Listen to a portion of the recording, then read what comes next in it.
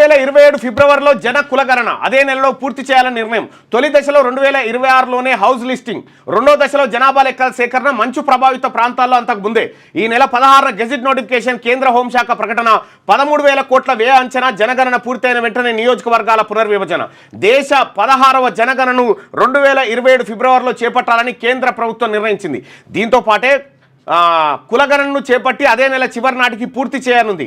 ఇందుకోసం 2027 మార్చి 1ని రెఫరెన్స్ తేదీగా నిర్ణయించింది. అంటే ముందు రోజైన ఫిబ్రవరి 28వ తేదీ రాత్రి 12 గంటల కల్లా జనగణన పూర్తి కావాలి.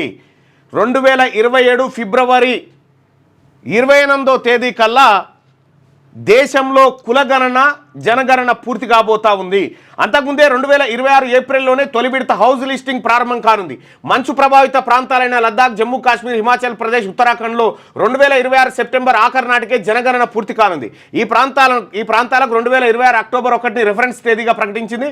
జనాభా లెక్కల చట్టం 1948లోని సెన్సస్ యాక్ట్ 1948 సెక్షన్ 3 నిబంధనల ప్రకారం ఈ వివరాలను ఈ నెల 16న అధికారిక గెజిట్లో ప్రచురించనున్నట్లు కేంద్ర హోంశాఖ బుధవారం వెల్లడించింది. వాస్తవానికి 2021లోనే జనగణన జరగాల్సింది. కోవిడ్ మహమ్మారి కారణంగా అది వాయిదా పడింది. ఇన్నాళ్ళకు మళ్ళీ కొత్త షెడ్యూల్ వచ్చింది.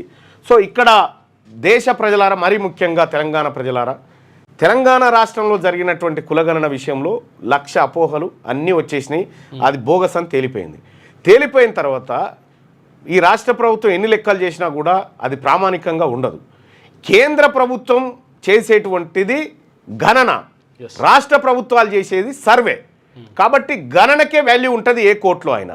సో మొదటిసారిగా 1931లో చేసినటువంటి కులగణన తర్వాత నెక్స్ట్ ఇప్పుడే అంటే దాదాపుగా 90 ఏళ్ళ పైచిలుకు 95 సంవత్సరాల తర్వాత ఈ దేశంలో కులగణన మళ్ళీ చేస్తూ ఉన్నారు. 95 సంవత్సరాల తర్వాత. సో అంటే ఈ లెక్కలు ఇప్పుడు పక్కాగా వస్తాయి. ఎందుకు వస్తాయి అనంటే కేంద్ర ప్రభుత్వం అధికారికంగా నిర్వహించినటువంటి కులగణనను అధికారికంగా ప్రభుత్వ వెబ్సైట్లో పెట్టాల్సిందే. అప్పుడు ఏం జరుగుతుందంటే ఏ గ్రామంలో ఏ జనాభా ఎంత ఉన్నారు కులాల వారీగా లెక్కలు బయటకు వస్తాయి.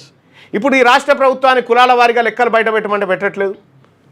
మేము పెట్టాం, మేము ఈ లెక్కలు బయట పెడితే బీసీల సంఖ్య బయటకు వచ్చి ఆయన మళ్ళీ మాకు ఓట్లు లేకుండా పోతారు అనేటువంటి పరిస్థితికి వచ్చారు.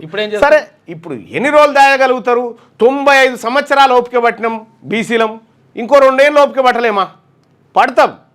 పడతాం. కానీ ఈ రాష్ట్ర ప్రభుత్వానికి ఏమాత్రం చిత్తశుద్ధి ఉందా, ఈ రాష్ట్ర ప్రభుత్వం ఏమాత్రం నిజంగా ఈ బీసీల పట్ల ప్రేమతో ఉన్నా ఆ లెక్కలు బయటపెట్టి ఏ గ్రామంలో ఏ కులం వాళ్ళు ఎంత ఉన్నారనేది ఆన్లైన్లో ప్రదర్శించాలి, లేకపోతే గ్రామ పంచాయతీ దగ్గర పెట్టాలి.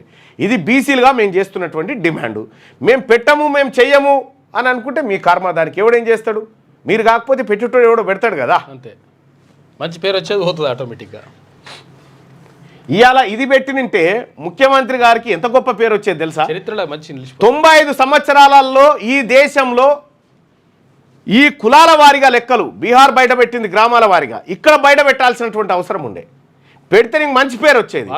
బహుశా నువ్వు ఎవరి మాటలినో ఆ పేరు పొడగొట్టుకున్నావు. ఆ విషయంలో ఇప్పుడు బీసీలకు కాంగ్రెస్ పార్టీ శత్రువుగానే కనిపిస్తూ ఉంది, 100% కనిపిస్తుంది.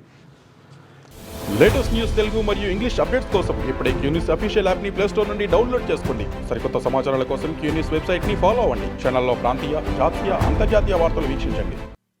లైక్ చేయండి.